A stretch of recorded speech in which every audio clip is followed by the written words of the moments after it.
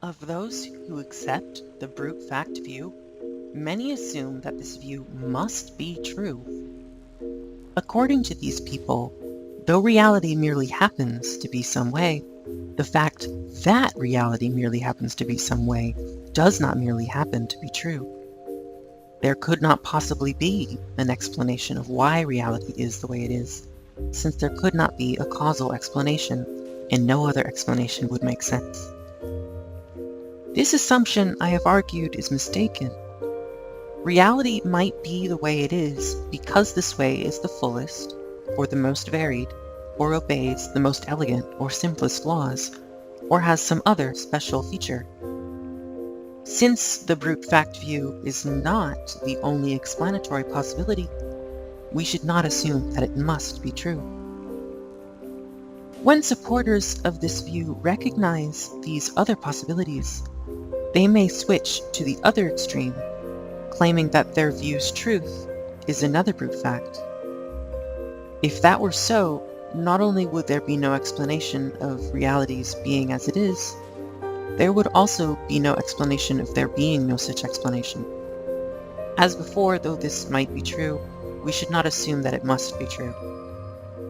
If some explanatory possibility merely happens to obtain, the one that obtains may not be the brute fact view.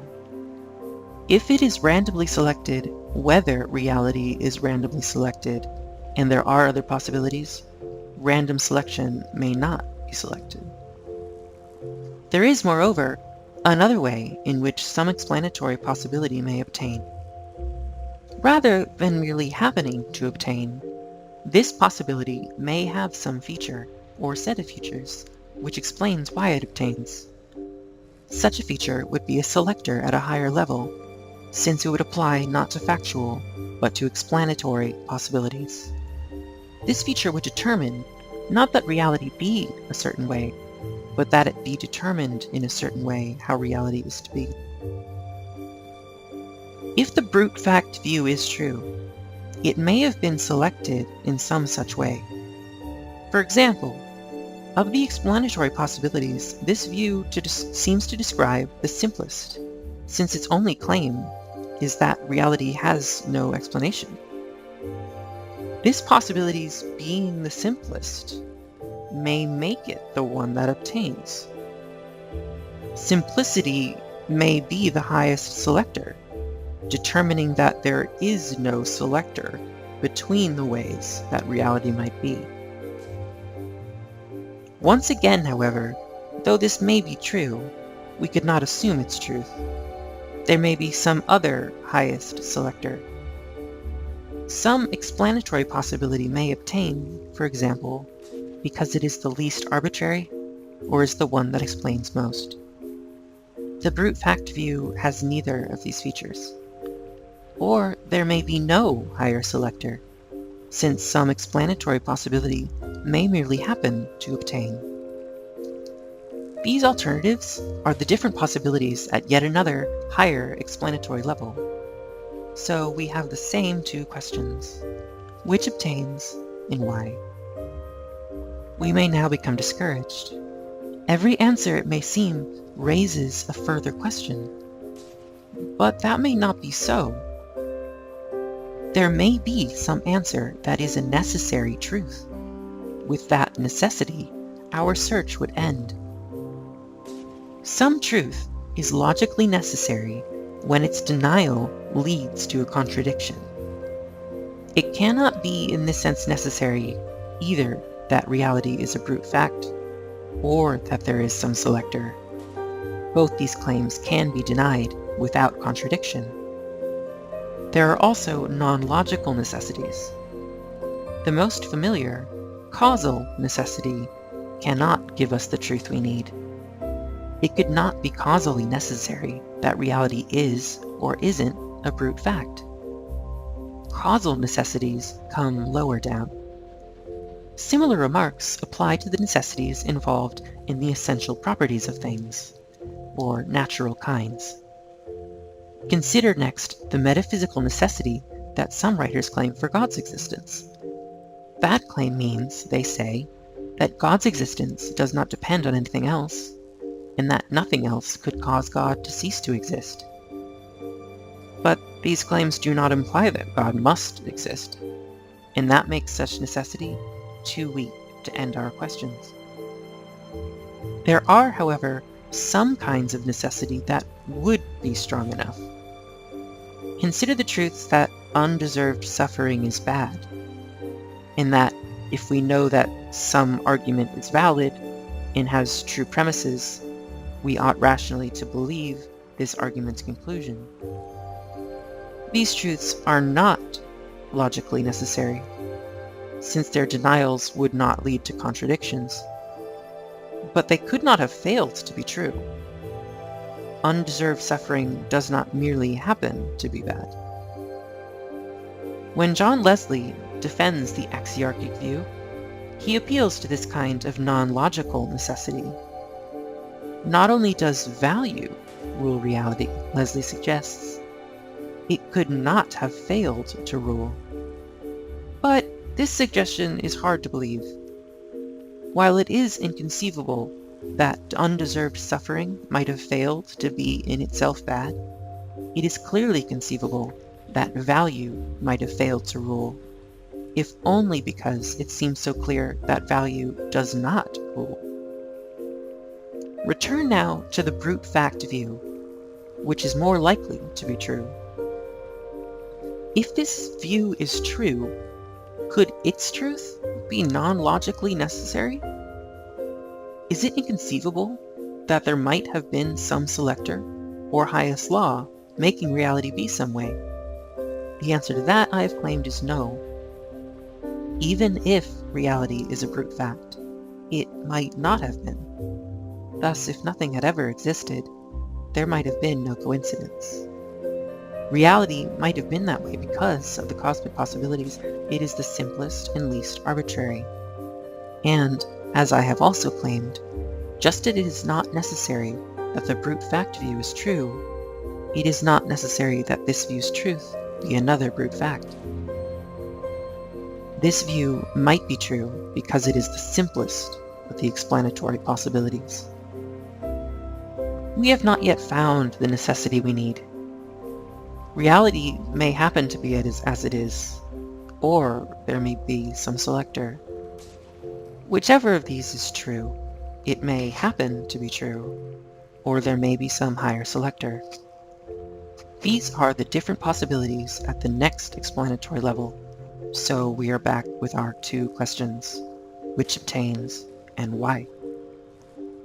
Could these questions continue forever? Might there be at every level another higher selector? Consider another version of the axiarchic view. Reality might be as good as it could be, and that might be true because its being true is best. And that in turn might be true because its being true is best, and so on forever. In this way it may seem everything might be explained, but that is not so. Like an infinite series of events, such a series of explanatory truths could not explain itself. Even if each truth were made true by the next, we could still ask why the whole series was true, rather than some other series, or no series. The point can be made more simply. Though there might be some highest selector, this might not be goodness, but some other feature, such as non-arbitrariness. What could select between these two possibilities? Might goodness be the highest selector because that is best? Or non-arbitrariness be the selector because that is the least arbitrary possibility? Neither suggestion, I believe, makes sense. Just as God could not make himself exist, no selector could make itself the one that, at the highest level, rules. No selector could settle whether it rules, since it cannot settle anything unless it does rule. If there is some highest selector, this cannot, I have claimed, be a necessary truth. Nor could this selector make itself the highest. And since this selector would be the highest, nothing else could make that true. So we may have found the necessity we need. If there is some highest selector, that, I suggest, must merely happen to be true. Supporters of the brute fact view may now feel vindicated. Have we not, in the end, accepted their view? We have not. According to the brute fact view, reality merely happens to be as it is. That, I have argued, may not be true, since there may be some selector which explains or partly explains reality's being as it is. There may also be some higher selector which explains there being this selector. My suggestion is only that, at the end of any such explanatory chain, some highest selector must merely happen to be the one that rules. That is a different view. This difference may seem small. No selector could explain reality, we may believe, if it merely happened to rule. But this thought, though natural, is a mistake. If some explanation appeals to some brute fact, it does not explain this fact, but it may explain others. Suppose, for example, that reality is as full as it could be. On the brute fact view, this fact would have no explanation. On the maximalist view, reality would be this way because the single highest law is that every local possibility is actual. If reality were as full as it could be, this maximalist view would be better than the brute fact view, since it would explain reality's being this way. And this view would provide that explanation even if it merely happened to be true. It makes a difference where the brute fact comes. Part of the difference here is that while there are countless cosmic possibilities, there are a few plausible explanatory possibilities. If reality is as full as it could be, that, being a brutal fact, would be very puzzling. Since there are countless cosmic possibilities, it would be amazing if the one that obtained merely happened to be at the maximal extreme. On the maximalist view, this fact would be no coincidence. And since there are few explanatory possibilities, it would not be amazing if the maximalist highest law merely happened to be the one that rules. We should not claim that, if some explanation rests on a brute fact, it is not an explanation.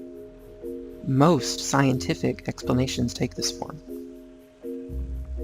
The most that might be true is that such an explanation is, in a way, merely a better description.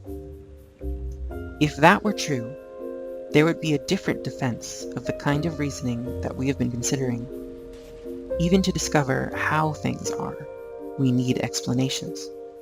And we may need explanations on the grandest scale. Our world may seem to have some feature that would be unlikely to be a coincidence. We may reasonably suspect that this feature is the selector, or one of the selectors. That hypothesis might lead us to confirm that, as it seemed, our world does have this feature, and that might give us reason to conclude either that ours is the only world, or that there are other worlds with the same or related features. We might thus reach truths about the whole universe.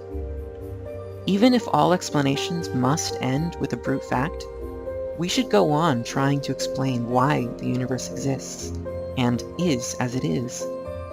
The brute fact may not enter at the lowest level. If reality is the way it is because this way has some feature, to know what reality is like, we must ask why.